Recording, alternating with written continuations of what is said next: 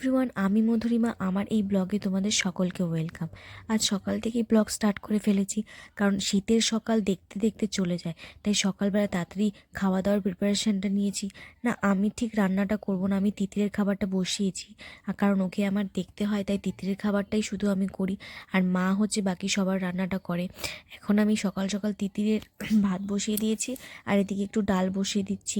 আর মা এখন পুজো দিচ্ছে, তাই মা পুজো শেষ হলে পরে মা রান্না করবে।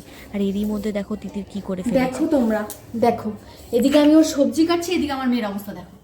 দেখো কি করছে, দেখো কি করছো তুমি। এটা আমি কি করছি জানে? চালগুলো ফেলে দিয়ে উঠাচ্ছ। উঠাবো না, তিতির অন্যায় করছো, কিন্তু দারুণ অন্যায় কাজ করছো। উঠাচ্ছি, দাঁড়াও। উঠো তাড়াতাড়ি উঠো। রাত একদম পেটে দিব কিন্তু। কেউ চাল খায় নাকি এইভাবে? ছি ছি ছি ছি, তুমি যাও, তুমি যাও। আমি তো কি অবস্থা করছি ভগবান, আমার সব কাজে লেট হয়ে যায় এই জন্য।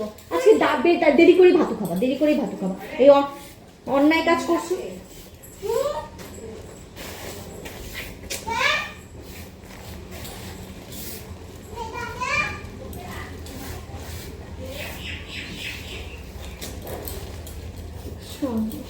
ভগবান,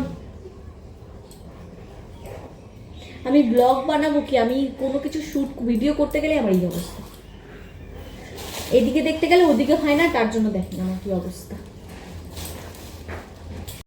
তারপর সব চালগুলো ভালো করে ভেতরে রেখে সব পরিষ্কার পরিচ্ছন্ন করে তারপরে সবজি কাটতে বসেছি। তিতিরের ডালের মধ্যে একটু গাজর, একটু বিনস এগুলো দিয়ে দিই, তাহলে সবজিটাও খাওয়া হয়। না হলে এমনি তো কোকে সবজি করে দিলে কিছুতেই খেতে চায় না। তাই একটু সবজিগুলো ডালের মধ্যে দিয়ে সেদ্ধ করে সেটা দিয়েই চটকে ওকে খাইয়ে দিই। আর আজকে যেহেতু মাঘ মাসের প্রথম শনিবার, তাই মা একটু বাড়ির মন্দিরে যাচ্ছিল, ওখান থেকে পুজো দিয়ে এসে তারপরে মা রান্না বসাবে। আর সকালবেলায় আমার একবার অলরেডি আমার ঘর গোছানো হয়ে গেছে। আর বাড়িতে বাচ্চা থাকলে যা হয়, একটু পরপর ঘর পরিষ্কার করতে হয়। আর সকালে একটু পড়তে বসিয়েছিলাম, কারণ স্কুলে ভর্তি করিয়েছি।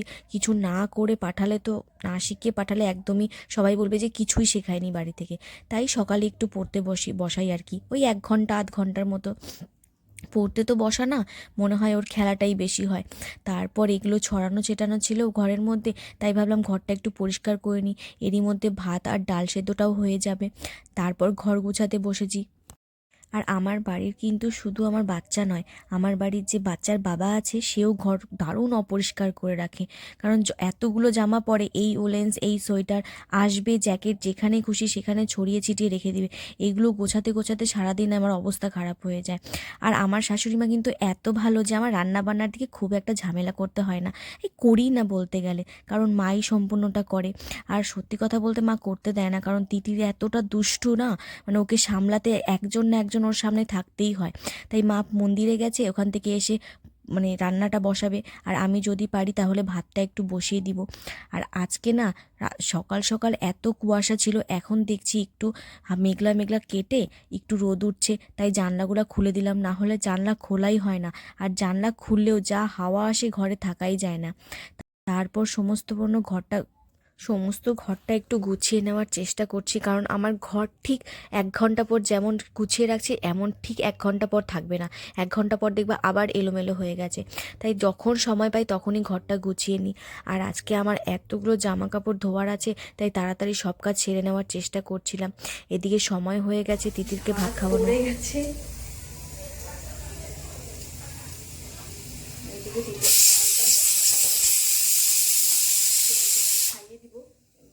এখন ঘড়িতে বাজে 10:30, 11:45 বেজে গেছে। তো ওকে এখন ভাত খাইয়ে দিয়ে তারপরে মা আসলে মা রান্না স্টার্ট করবে। আমি শুধু ভাতটা বসিয়ে দিই আমাদের, পরে মা আসলে মা তারপরে রান্নাটা করবে। কারণ তিতির আছে, আমার তিতিরকে দেখতে হবে, ওকে খাওয়াবো, তারপরে আমার জামা কাপড় ধোয়া ধুই আছে, অনেক কিছু আছে। আজকে শনিবার, আমাদের বাড়িতে মঙ্গলবার আর শনিবার করে নিরামিষ খাওয়া হয়, তো আজকে নিরামিষ হবে। তিতিরের ভাতটা অলমোস্ট হয়ে গেছে। আর শীতের দিনের ছোট দিনের বেলা না দেখতে দেখতে চলে যায়। এই দেখলাম ঘুম থেকে উঠেছি কিন্তু একদম 6:30টার সময়। 6:30 না, সরি 6টার সময় উঠছি। 6:30টার সময় তো তিতিরকে আমি খাওয়ালাম, এখন 10:30 বেজে গেছে, এখনও তিতিরকে খাওয়ানো হয়নি, ওর খিদেও পেয়ে গেছে। এরপর তিতির গেছিল পিপিদের ঘরে, তাই ওকে ওখান থেকে নিয়ে আসলাম, কারণ খাওয়ানোর ছিল, অনেকটা লেটও হয়ে যাচ্ছিল। আর ও কিছুতেই খাবে না, কান্নাকাটি শুরু করেছে। ওকে খাওয়ানো যে এত মুশকিলের কাজ না, কি বলবো, অনেক কিছু ভুলিয়ে ভালিয়ে খাওয়াতে হয়। হ্যাঁ, আরেকটা জিনিস দিলে তাড়াতাড়ি খেয়ে নেয়, সেটা হলো মোবাইল। মোবাইলে যদি কার্টুন চালিয়ে দিই তাহলে তাড়াতাড়ি খেয়ে নেবে, কিন্তু মোবাইল দেখা তো ভালো না বলো, তাই ওকে মোবাইলটা দিই না। কিন্তু কিছুটা সময় দিতেই হয়, যেমন রাত্রেবেলায় ও কিছুতেই মোবাইল ছাড়া খায় না, তাই রাত্রেবেলা ওকে এই 15-20 মিনিটের জন্য মোবাইলটা দিয়ে তারপর ওকে খাওয়াতে হয়। হ্যাঁ, তাও আবার রোজ দিই না, মাঝে মাঝে সময় যখন ঘুম পেয়ে যায় তখন। আর আজকে কিন্তু অনেক পটানোর পর তারপরে ওকে খাইয়েছিলাম, কারণ ওকে বলেছিলাম খেয়ে নাও, কারণ ছাদে যাব, তাই খাওয়ানোর পর ওকে নিয়ে ছাদে যেতেই হলো। আর ও ছাদে গেলে না বেশ ভালো পায়, কারণ ছাদে অনেক ফুল গাছ আছে, সেগুলোকে দেখে, একটু খেলাধুলো করে, দৌড়াদৌড়ি করে। আর ছাদে যেহেতু আমাদের রেলিং দেওয়া নেই, তাই ওকে হাত ধরেই রাখতে হয়, কিছুতেই ছাড়া যায় না। আর আজকের ওয়েদারটা দেখো বেশ কুয়াশাচ্ছন্ন, কিন্তু রোদও উঠছে, আবার রোদ চলে যাচ্ছে, আবার মেঘলা হয়ে আসছে, বেশ ঠান্ডা। তাই কিছুক্ষণ ওকে নিয়ে ছাদের উপর বসে, যেই হাওয়া হচ্ছিল তাই চলে আসলাম, কারণ হাওয়াতে কিন্তু ওর ঠান্ডাও লেগে যেতে পারে। তাই বললাম আর বেশিক্ষণ থাকা যাবে না, তাড়াতাড়ি চলে যাই নিচে। তারপর নিচে নেমে ওকে স্নান টান করিয়ে দিয়ে, ফ্রেশ করিয়ে দিয়ে ওকে বাবার কাছে দিয়েছিলাম। আর আমার যা কাজ ছিল আমি সেই কাজগুলো সেরে ফেলছিলাম। আর অনেক জামা কাপড় হয়ে গেছিলো, তাই সব জামা কাপড় ধুয়ে দিয়েছি। হ্যাঁ, এতগুলো জামা কাপড় আমি ধুইনি, কিছু মাও ধুয়েছে, আর বাকিগুলো আমি ধুয়ে দিলাম।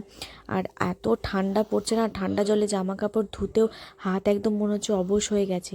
তারপর জামা কাপড় ধুয়ে স্নানে যাব, তার আগে ঘরটা ঝেড়ে মুছে দিয়ে যাব, তাই ঘর ঝাড়ু দিচ্ছিলাম। আর এরই মধ্যে চুলটা আঁচড়ে নিচ্ছিলাম, কারণ চুলে শ্যাম্পু করবো। আর জানো তো, শ্যাম্পু করার আগে যদি চুলে চিরুনি করে নেওয়া যায়, শ্যাম্পু করার পরে কিন্তু চুলে অনেক কম জট লাগে, আর চুলটা কিন্তু আঁচড়াতে বেশি অসুবিধা হয় না। এরই মধ্যে চুল আঁচড়াতে রিজুও চলে এসেছিলো, তাই রিজুর সাথে কিছুক্ষণ গল্প করে নিলাম। আর আমাদের যেহেতু ঘর বাড়িতে হাত দিয়েছে, মানে নতুন কাজ হচ্ছে, ঘর বাড়ির ওপরে ঘর তুলছে, তাই সেই কাজগুলো একটু দেখে নিলাম। আর যেহেতু জল গরম করতে দিয়েছি, তাই ভাবলাম একটু রোদও পোহাই। তারপরে স্নান করে তিতিরকে খাইয়ে ঘুম পাড়াতে বসেছিলাম। ঘুম ঠুম পেরিয়ে এই দেখো এখন সন্ধ্যা হয়ে গেছে, তারপরে বাবুর ঘুম ভেঙেছে। আর তারপরে না বুনু ওর সাথে দেখা করতে এসেছিলো, কারণ অনেকক্ষণ হয়ে গেছে দেখা করেনি, রোজই আসে একবার করে ওর সাথে দেখা করতে। সকালে আজকে ওর ক্লাস ছিল তাই আসতে পারেনি, সন্ধেবেলায় এসেছে। আর কিছুক্ষণ আমরা দুজনে মিলে গল্প করে নিলাম। আর ওর ঘুম থেকে উঠলে না তিতিরের মুড একদম ভালো থাকে না, কি জানি ওর মুড ঠিক হতে প্রায় আধা ঘন্টা 1 ঘন্টার মতো সময় লাগে। এরপর বুনুর সাথে কিছুক্ষণ গল্প করে ও বাড়ি চলে গেল। তারপর সন্ধেবেলা বাবা আসলো, বাবার চা খাওয়ার ছিল, চা বানিয়ে দিলাম। ওদিকে কিন্তু বাংলা সিরিয়ালগুলো দেখতে বেশ ভালোই লাগে, আমি সবসময় দেখি না, হঠাৎ হঠাৎ যখন সময় পাই একটু তখন দেখি। আর এদিকে দেখো সবাই মিলে চা খাচ্ছিলাম, আর তারই মধ্যে মা সিরিয়ালও চালিয়ে দিচ্ছে। এরপরে সবাই মিলে একটু ফ্যামিলি টাইম হয়ে যায় আর কি। সন্ধেবেলায় সবার সাথে গল্প করতে কিন্তু বেশ ভালো লাগে।